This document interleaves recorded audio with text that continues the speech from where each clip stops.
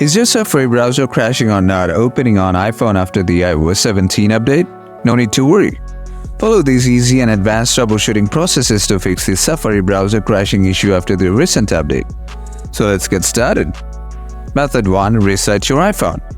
Give a simple reset on your iPhone.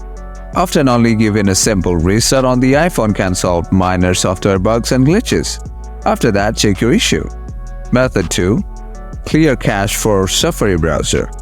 Open Settings, scroll down, tap Safari, scroll down, tap Clear History and Website Data, tap Clear History, then check your issue. Method 3. Check your iPhone storage.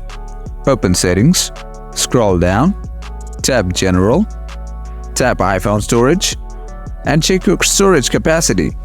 If you're running out of storage, then free up some iPhone storage. You can delete some unnecessary apps and games, and also can delete some photos and videos to have some free storage. And then restart your iPhone. Method 4. Reset all settings. Open Settings, scroll down, tap General, scroll down, tap Transfer or Reset iPhone, tap Reset, reset all settings, but make sure this will reset all of your settings and will back to default values. Tap Reset all settings again. After doing all these processes, hope your Safari browser crashing or not opening problem will be solved. Now if you still have anything to ask, please ask me in the comment section below. Thanks for watching.